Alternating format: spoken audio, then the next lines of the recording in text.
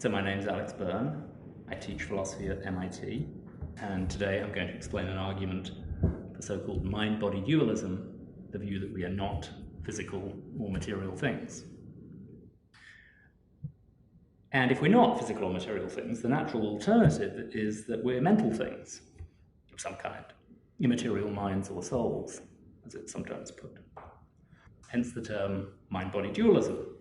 On this view, the universe contains two quite different sorts of things: physical bodies like stones and planets and brains on the one hand, and non-physical minds on the other.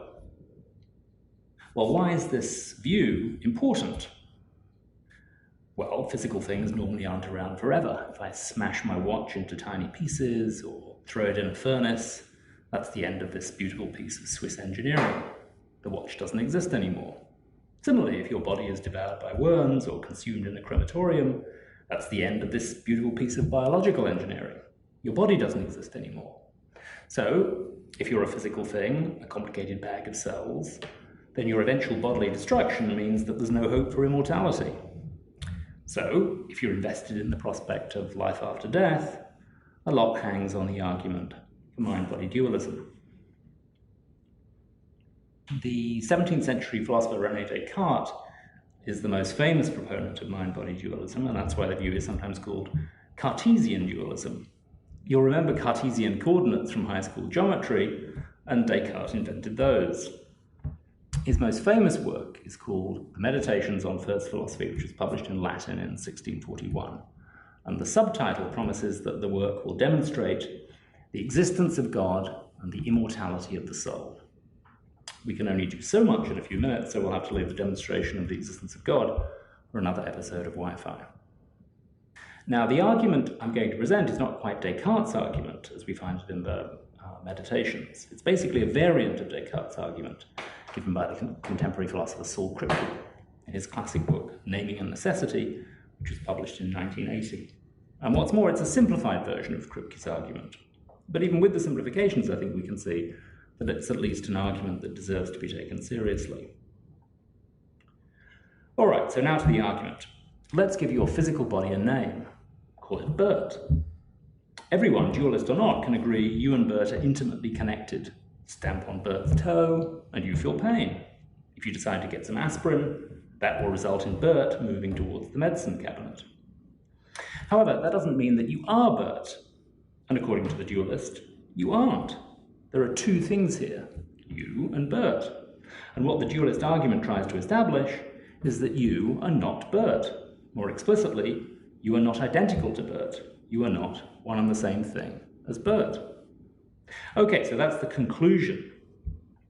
So now, to prepare for the premises of the argument, we need a distinction between truths that could have been false and truths that could not have been false.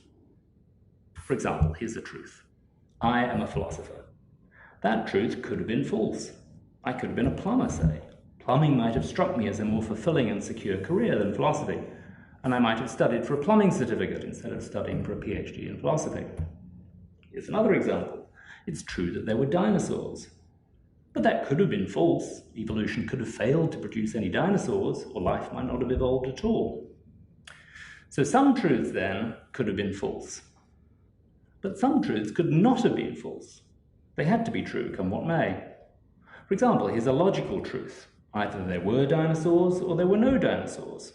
That's true, but it didn't just happen to be true. It couldn't have been otherwise. However the world turned out, that logical truth would have been true.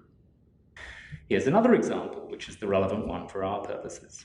Imagine that the President of the United States, say, is sitting opposite us. I point to him and say, he is Barack Obama. That's true. But could it have been false? Well, how could it? How could that very man fail to be Barack Obama? We have just one thing here. That man, also known as Barack Obama. When I say, he is Barack Obama, I'm picking out the same thing twice over. It's as if I were to say, he, pointing at Obama, is him, pointing at Obama again. A thing can't fail to be identical to itself. So he, here I point at Obama, can't fail to be identical to Obama. So, when I say he is Obama, what I say is not just true, it had to be true. It's one of those truths, like that logical truth I just mentioned, that could not have been false.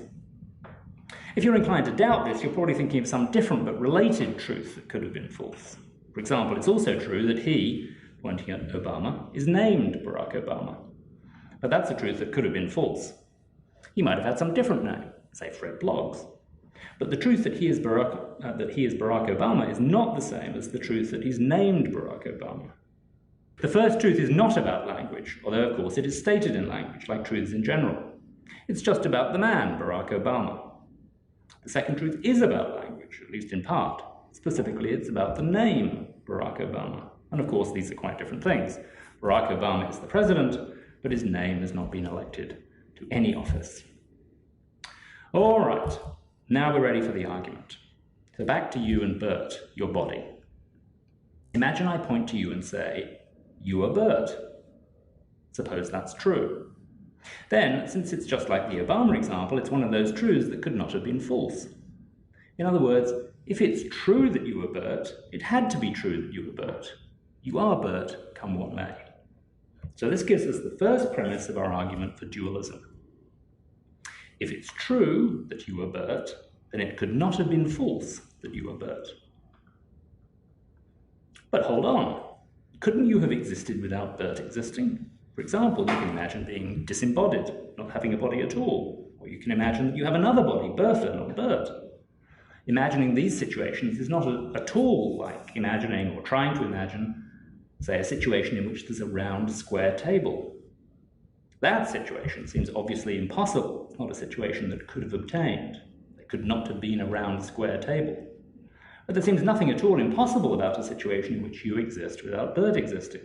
Perhaps because you're disembodied, perhaps because you have Bertha and not Bert as your body.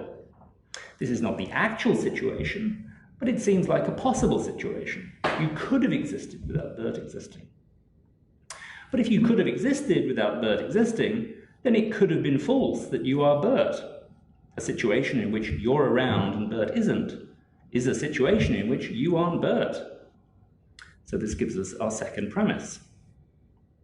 It could have been false that you are Bert. So now notice that the second premise is the negation of the sentence after the word then in the first premise.